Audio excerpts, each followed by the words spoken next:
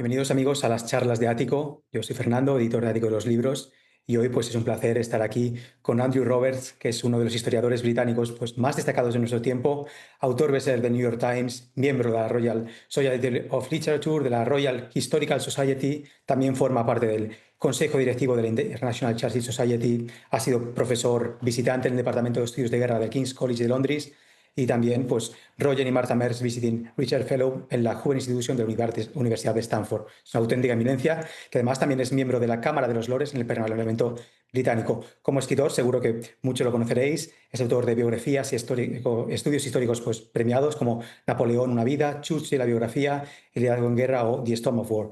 Estas obras, pues todas ellas han sido celebradas por su rigor narrativo, por su capacidad para combinar análisis estratégico, retrato psicológico y narración épica. Pero hoy, sobre todo, vamos a estar hablando hoy aquí con Andrew Roberts del último libro que ha escrito junto con el general David Petraeus, Guerra, que publicamos en Ático los libros pues hace muy poquito, que como ya digo, ha escrito junto al general David Petraeus, exdirector de la CIA y general al mando de las fuerzas de la coalición en Irak y Afganistán, y que también es uno de los mayores expertos militares de la actualidad. Pero hoy vamos a estar con Andrew Roberts, con este libro Guerra, que es una interpretación magistral de los conflictos modernos desde las postrimerías, desde la Segunda Guerra Mundial hasta la actualidad, incluyendo, pues, por supuesto, Gaza y Ucrania. El libro ha sido un bestseller internacional, bestseller de New York Times, de USA Today, de Amazon, de Publishers Weekly, libro del año para Aspect of History, The Critic, Octavian y también para el Modern War Institute. Así, bueno, pues nada, hoy en esta charla va a ser un placer estar hablando de este libro y de muchas otras cosas con Andrew Roberts.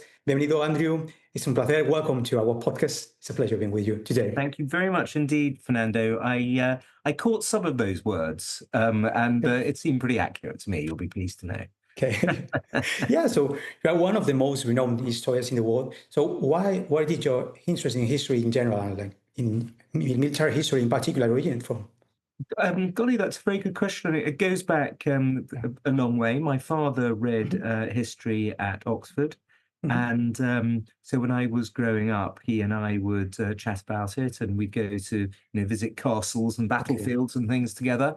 And I suppose I can't really remember a time in my life when I haven't been interested in it. Oh. So you've developed like your full career to history. So which Well, was I like didn't the think I was top? going to. I read history at Cambridge University, and I loved it, but I couldn't see a way of making a career out of it. So I went into the city and became a merchant banker, investment banker. And I was so bad at it, I think I was functionally innumerate. And it became clear after a couple of years that I couldn't possibly make a career doing that.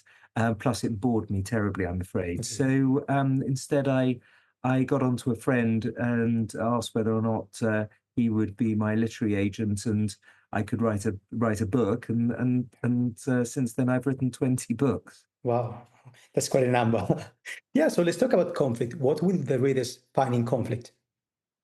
Well, it started really after the Russian invasion of Ukraine. I was interested in two things, really. Firstly, writing a book with General David Petraeus, the American commander in Iraq and Afghanistan, who hadn't written a book before, although he had done a PhD at Princeton, and so in international affairs. And so he's very much a sort of soldier scholar. And I wanted to be able to write a book with him, and we were thinking about what subjects to do. And then the invasion took place, and I knew that there were going to be lots of books about the geopolitical aspects of the war, but I didn't think that there would be many, and indeed there haven't been many, on just the sheer military side of it, seeing the things that were taking place in their historical parallels, seeing the precedents and what the past could teach Ukraine and so on. So that was really the driving force behind it. And then we got on to the publishers, and They loved the idea, I guess.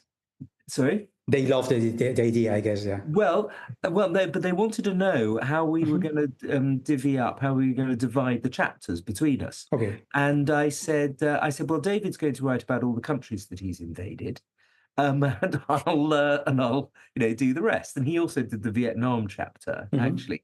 And then we sent literally thousands of emails backwards and forwards to one another, working on each other's chapters and so on. And that's the result. Wow, that's quite a strong collaboration, yeah. So you focus more on one aspect, and the other you focus more in one aspect, or it was just mainly divided the No, chapters?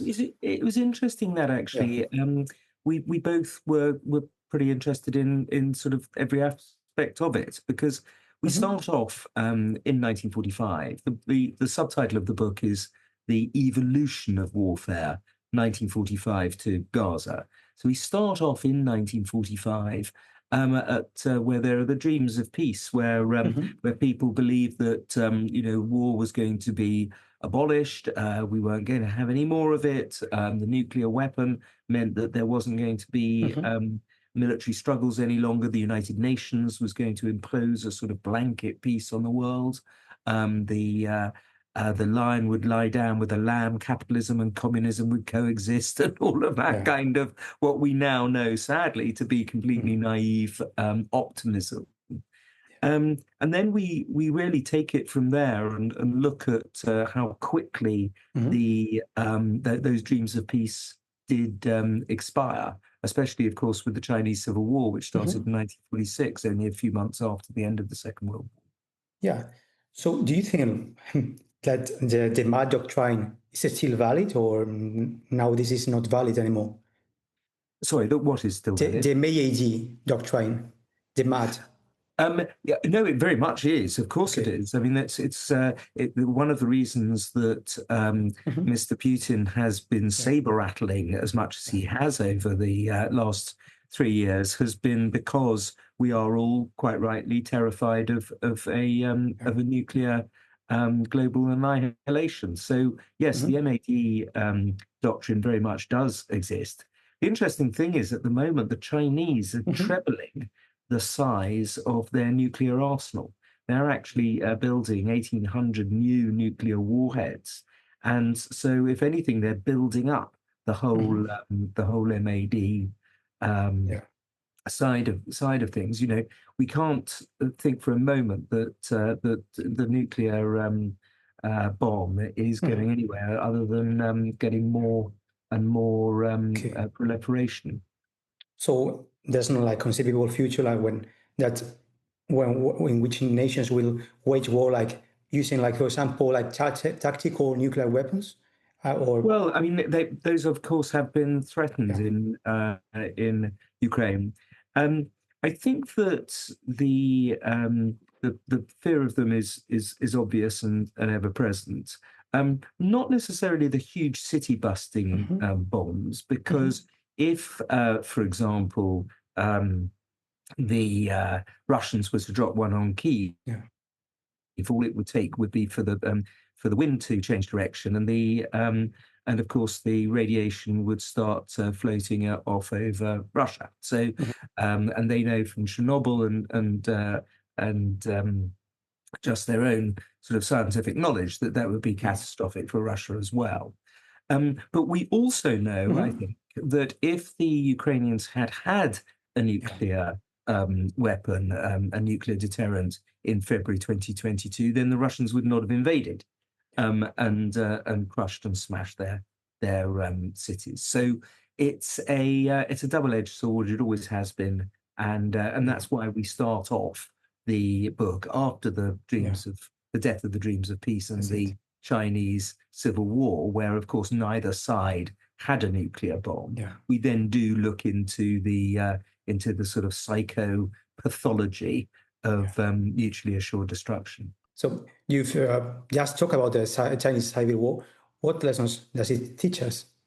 It's a really interesting war, in fact. It's a very nasty war. Some 6 million people died in it. It was fought between 1946 and 1949.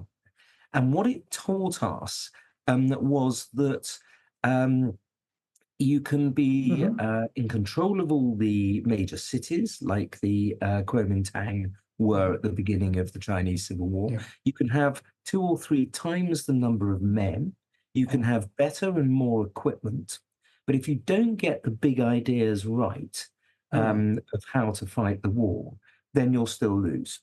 And this is something actually that David Petraeus and I very much follow through the whole book, is that the really important thing is to get the big ideas right. And what are these big well, ideas? what kind of a war you're fighting? Okay. Does it matter if you control the cities? In fact, the answer with the Chinese war was no. What you really needed to do was to go after the communists where they were and try to destroy them rather than to protect the large cities. They had, as I say, 2 or 3 times the number of men at the beginning of that war.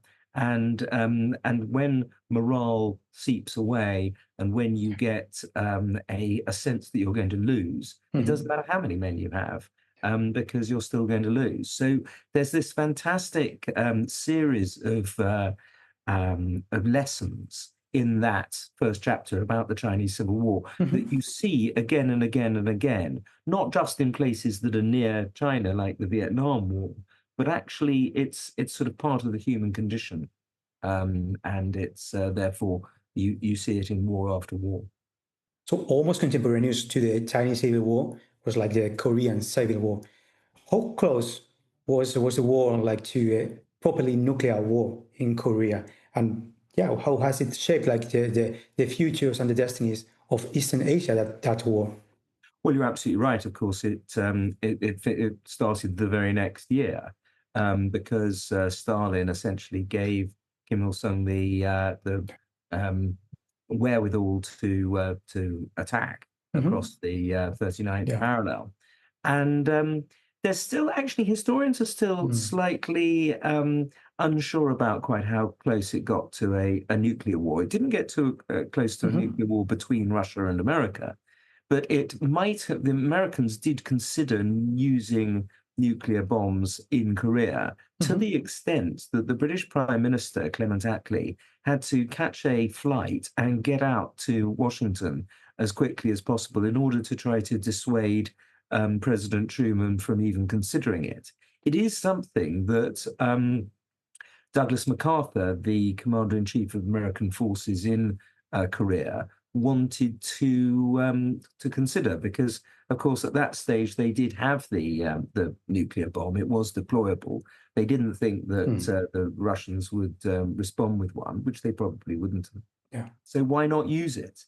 So it's that's another very interesting war because of this element of one-sided power that is not then actually employed. And instead, you get over 50,000 American troops being killed in Korea, and of course, many more Chinese and Koreans. Yeah. So you've just mentioned that Clement Attlee was a key factor in avoiding that nuclear war. You know, like really well, Churchill.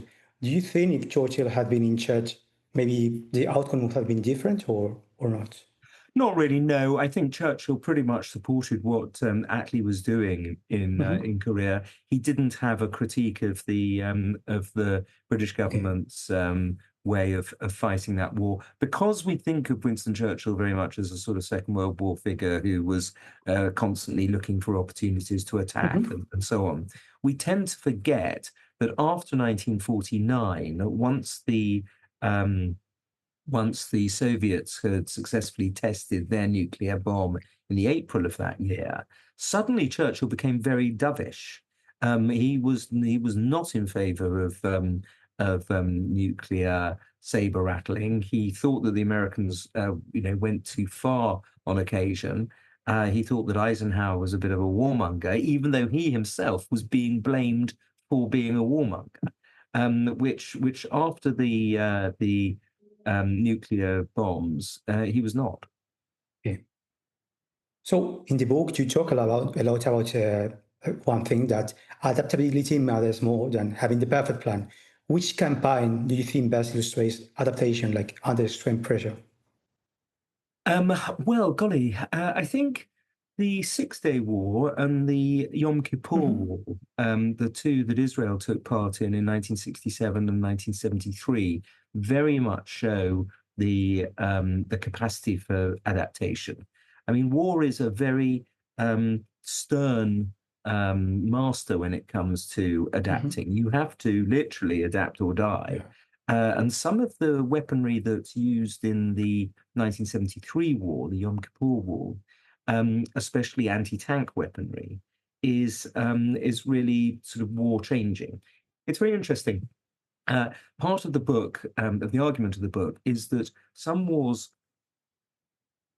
for years and years can be very much throwbacks to earlier wars. The Iran-Iraq War, for example, Of course. where you have gas and you have trenches and barbed wire and so on, is a throwback to the First World War, essentially.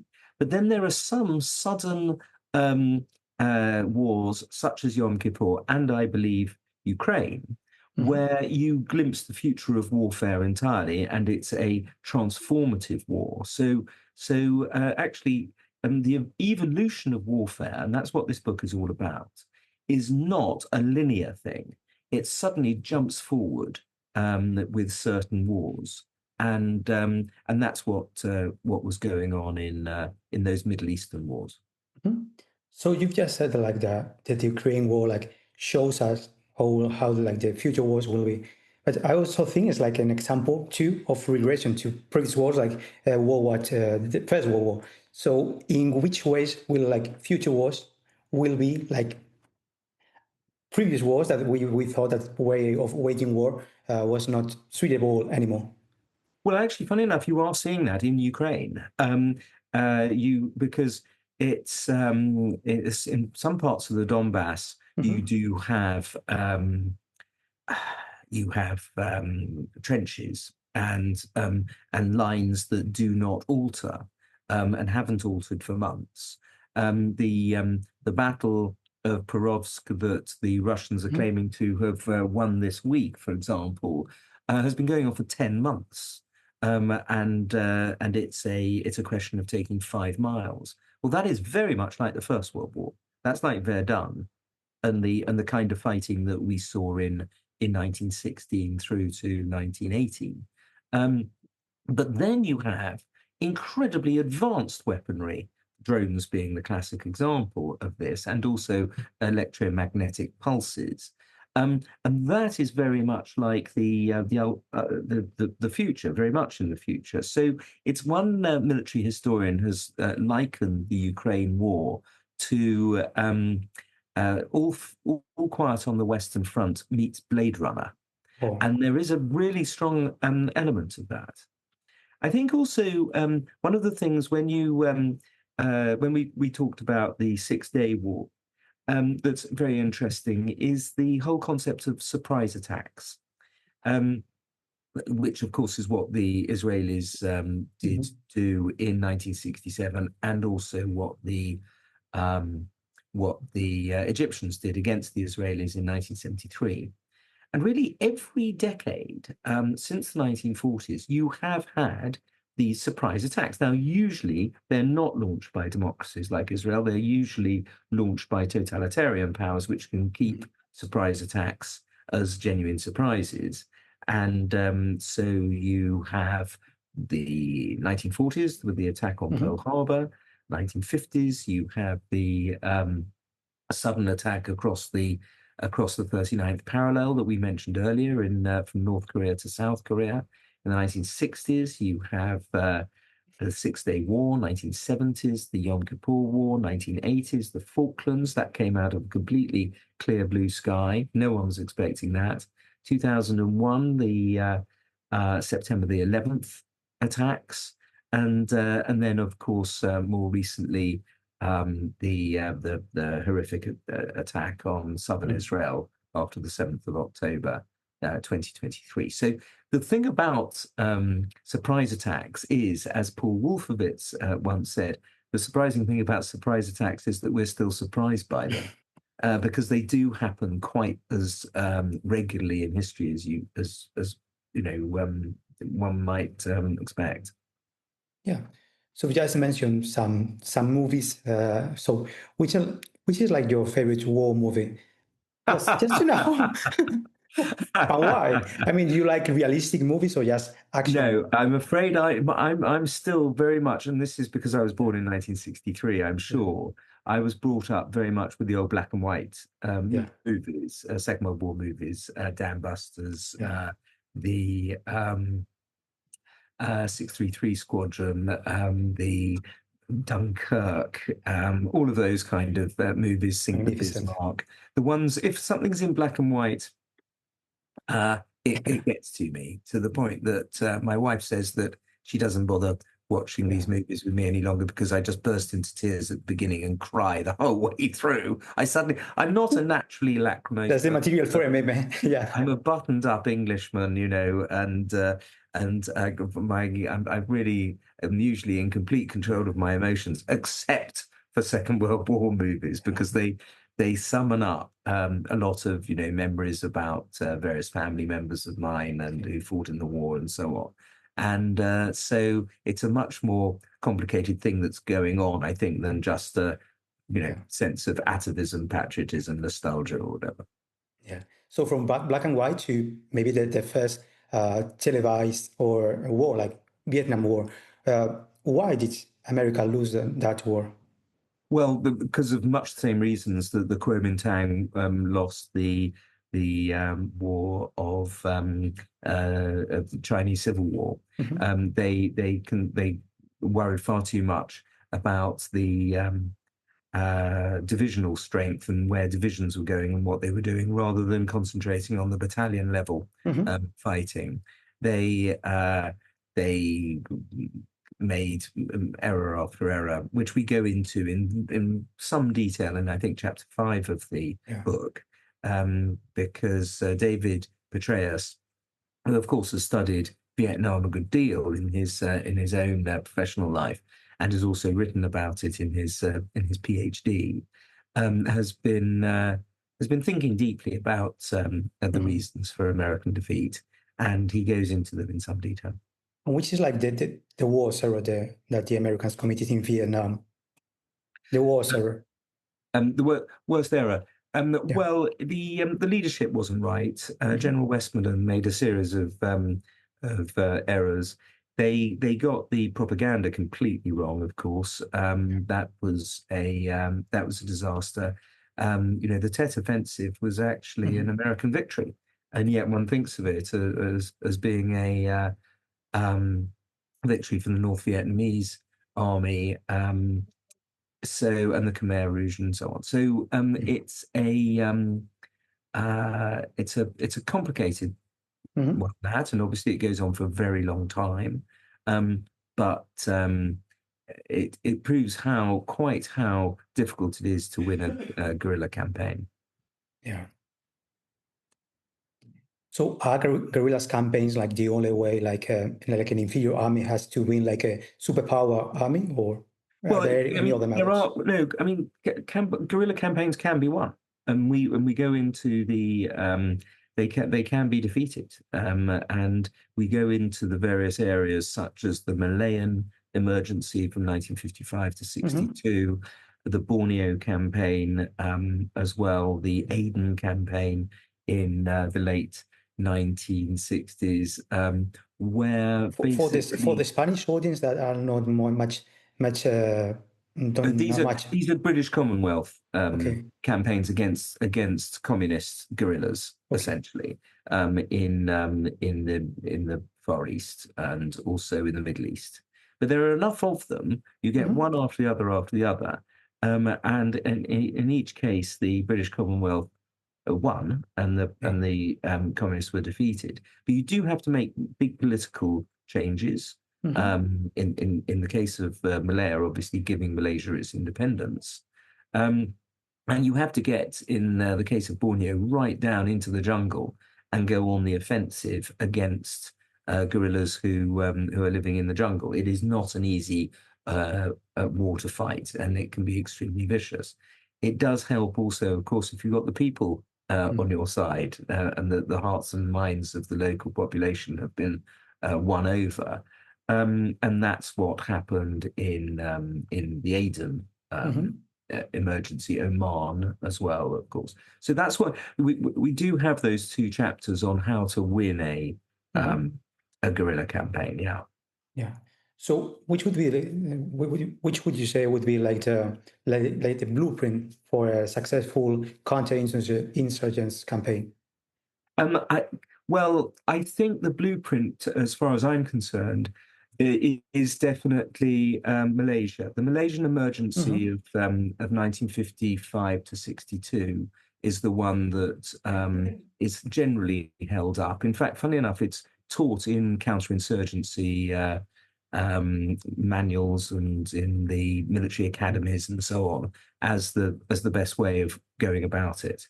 And there are 7 or 8 different aspects to that campaign that have been used since by countries. What you don't want to do is to go down the French route in Algeria, which was a horrible campaign where the French resorted to torture and sort of mass intimidation of the local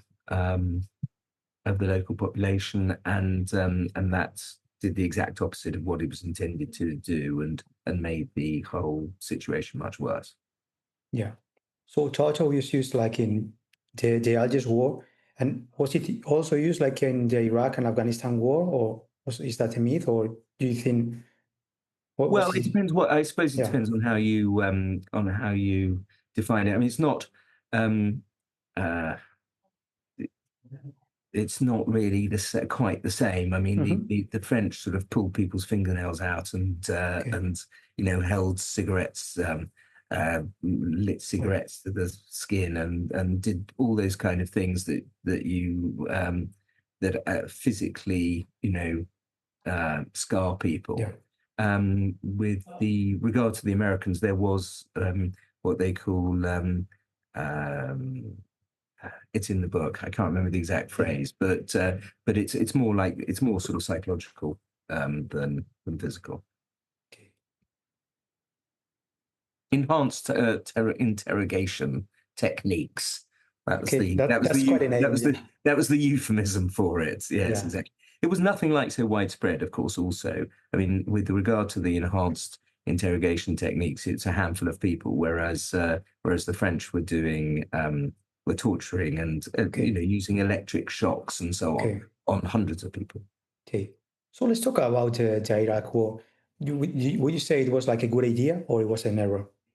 I think it was a very good idea at the time, but again, it was the secondary phase that was the catastrophe. I think that of all the modern dictators, Saddam Hussein deserved to be overthrown. He was a monstrous figure, and it was a good thing that he was brought down. But the complete lack of understanding about how the country was going to be run immediately after the victory was the major problem, and of course stayed a problem for another 10 years. Has it been ultimately successful, the Iraq War, or because maybe we don't know much about Iraq nowadays? It was militarily successful very quickly. Saddam said that there was going to be the mother of all battles, but actually, once the coalition attacked, especially with 160,000 troops with all the most modern weaponry, there was virtually nothing in the way of the proper battles that took place. It wasn't like a normal war in that sense. It was very much unlike the Iran-Iraq war of 1980 to 1988, where again millions of people died because the Iraqi armies collapsed so quickly. So maybe the experience of the Americans and of the coalition during the first Gulf War misled the Americans and the coalition during the Iraq War, and that's maybe one of the reasons why it was a messy war. Yes, we do note that no two wars are alike, even if you're fighting in the same place, and as in the case you mentioned, against the same enemy. The very fact that we had to have a second Iraq war came as a result of not seeing through the proper victory of the first Iraq war. The only reason that Bush 43 had to fight was that Bush 41 had essentially called off the change of regime when he did. So yeah, this is the great thing about this book. Actually, is there are different lessons to learn about every war, but fortunately they're not contradictory. Yeah, now like a polemical question, like maybe for the Spanish like audience, but you are a British historian and you know a lot about that topic. What can you tell us about the Falklands War? The Falklands War, which I Yeah. appreciate Spanish audiences might see slightly differently from British, owing to the fact that you're much closer to South America, was a pretty much straightforward war of principle.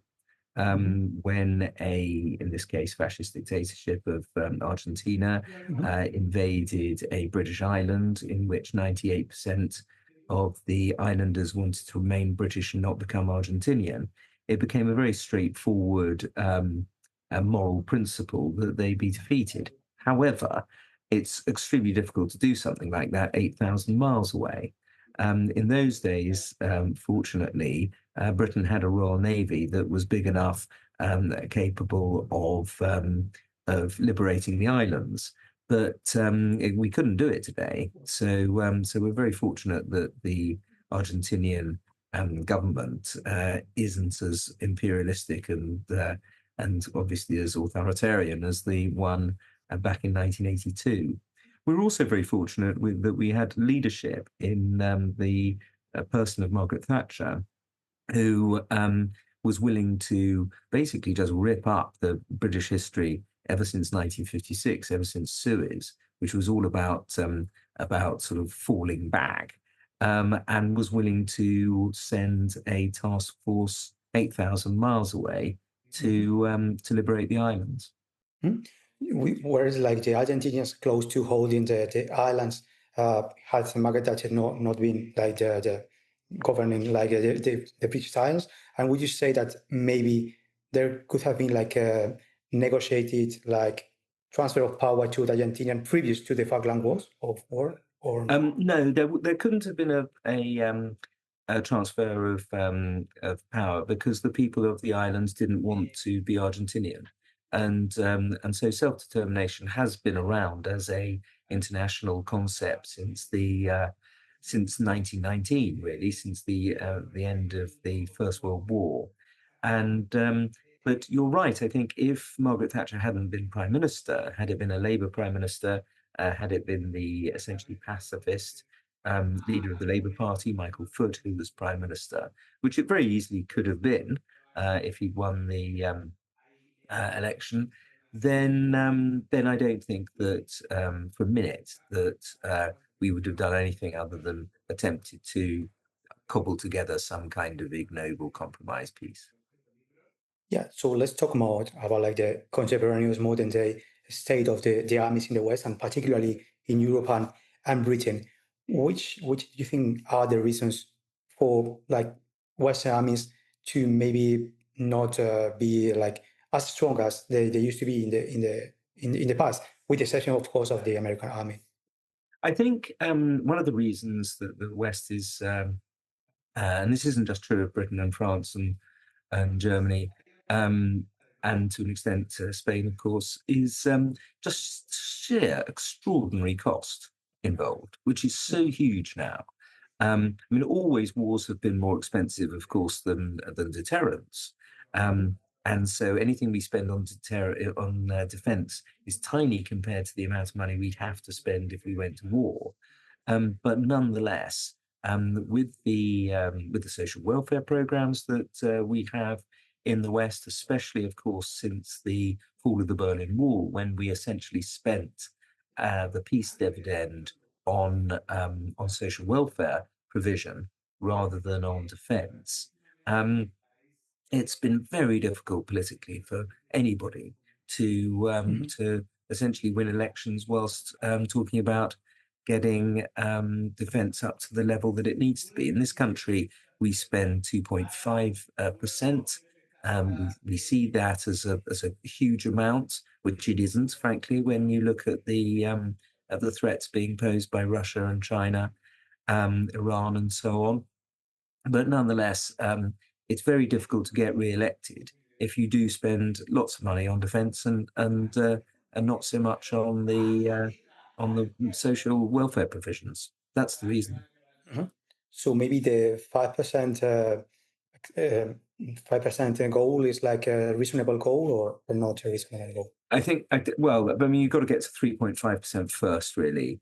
And also some of the ways in which the books are fiddled, essentially, by trying to get up to 5%.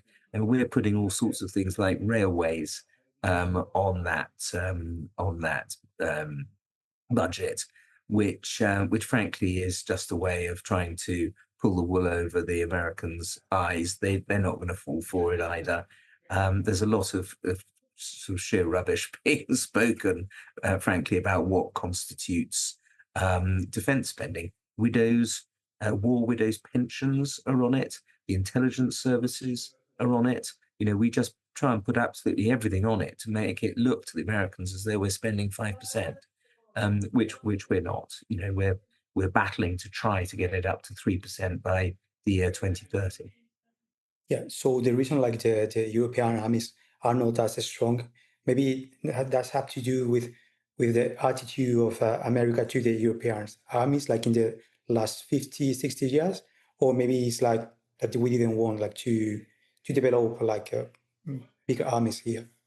No, they have wanted the Europeans to spend more money on defence. They've been talking about it, for 20 years. But the only person who's actually managed to get them to do it is not Donald Trump, but President Putin. The large increases in German defence expenditure, for example, have come because, quite naturally, the Germans don't feel as safe as they used to. And why should they? With Putin making statements like he did last week about if the Europeans want war, we're ready to have war. Of course the Europeans don't want war, but that is the classic saber rattling from a totalitarian leader. So it's absolutely right that European countries are starting finally to recognise that that they can't just hide under the Americans' coattails any longer. What they should be doing also, of course, and this is so obvious that it's blindingly obvious, I think, is to take those 200 plus billion that are dollars that are in the Euroclear in Brussels of frozen Russian assets and give them to Ukraine in order for Ukraine to be able to buy the weaponry and also rebuild its own infrastructure so that it can continue to fight this war. There's an overwhelming moral case for this now. It's being held up by some French businesses and some and the Belgians. But frankly, it is long overdue and it needs to happen as quickly as possible. So nowadays we're living in an era of like remote warfare, drones, cyber warfare. Do you think that nowadays is still like boots on the ground are still like the key factor? They are, although of course it's very difficult to get boots to move forward because of drones. And this is one of the interesting things about the Iran war, the Ukraine war now, which is that the ability of these drones to just essentially drop grenades onto the head of anybody who moves means that the front lines just inch forward in the same way that they do in the First World War, and they don't move very suddenly and in large sweeping flanking maneuvers like they did early on in the Ukraine war.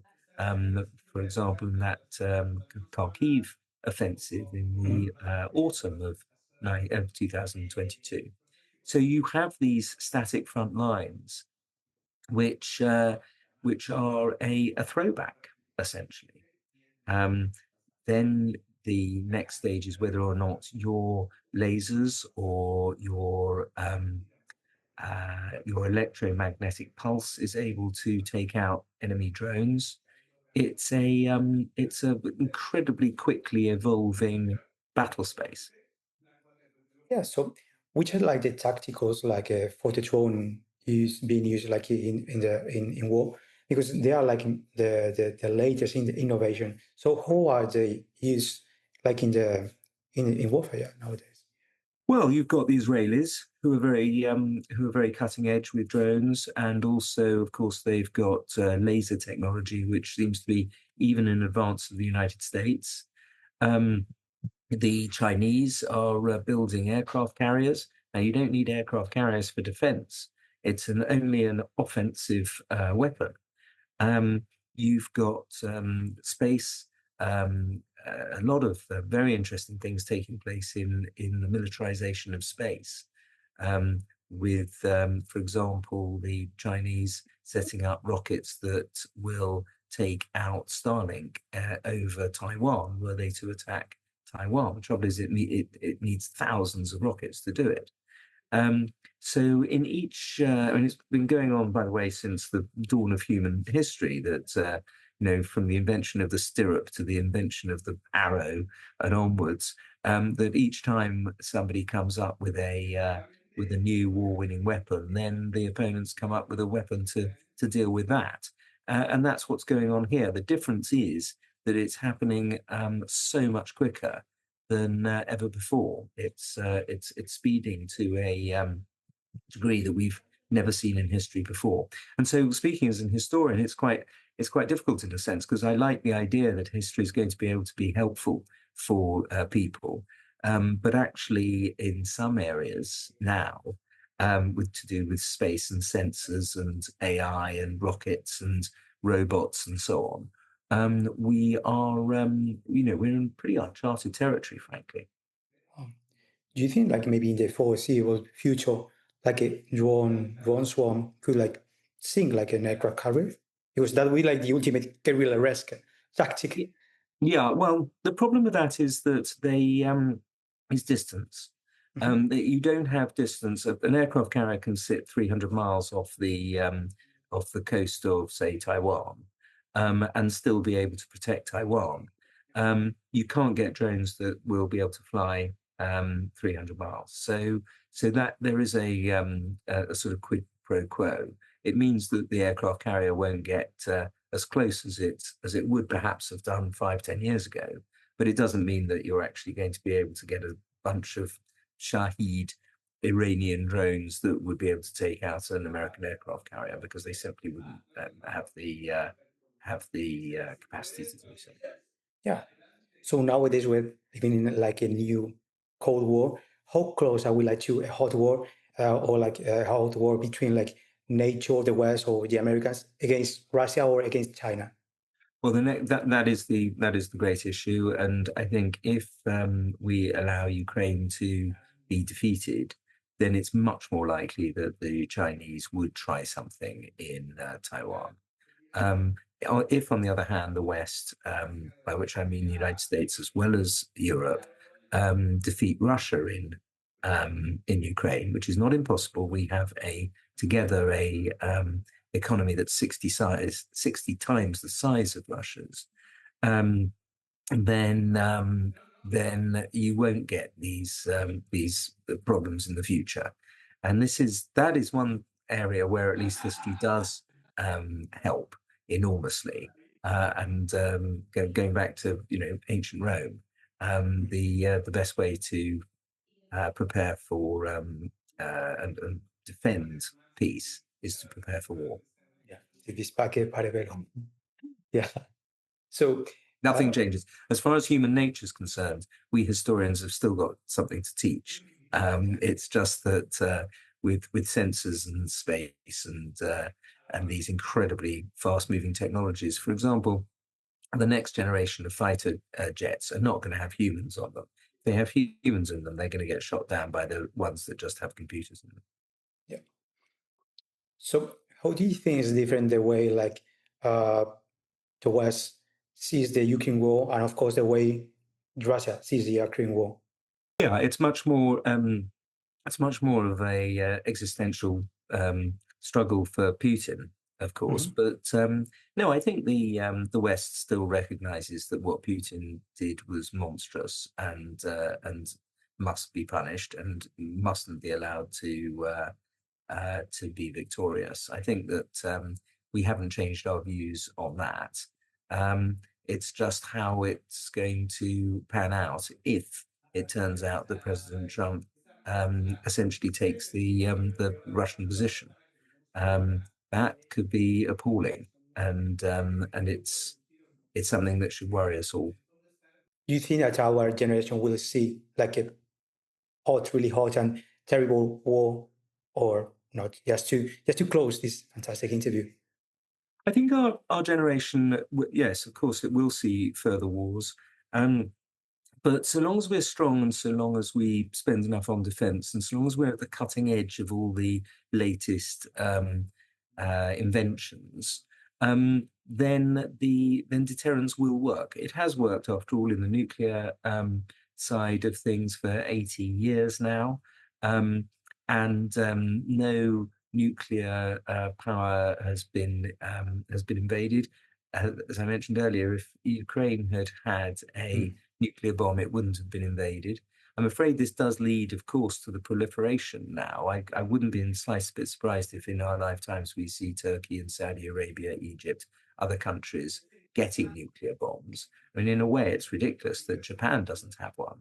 Um, Maybe even South Korea. They could get them in a millisecond, and it's the natural way for countries to defend themselves when they see what's happened to Ukraine. So that's something that's going to make the world a more dangerous place.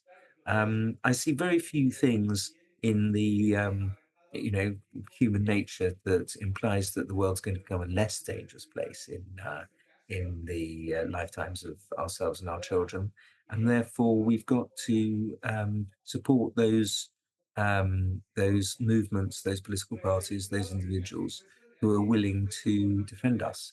And that doesn't seem to be the case in British politics at the moment. We have got a large number of pacifist and Marxist political parties which consider it all to just be warmongering and saber rattling.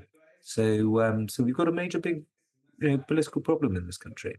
Luckily, we've also got some articulate and eloquent people who are able to make the argument, and so the debate continues.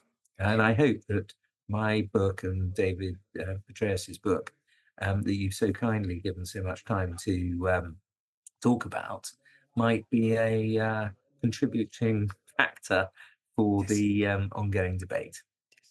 Pues it's been a pleasure. Ha sido un auténtico placer pues, estar hoy hablando con Andrew Roberts, coautor de Guerra, la evolución del conflicto militar desde 1945 a Gaza, publicado por ti los libros, ya en librerías.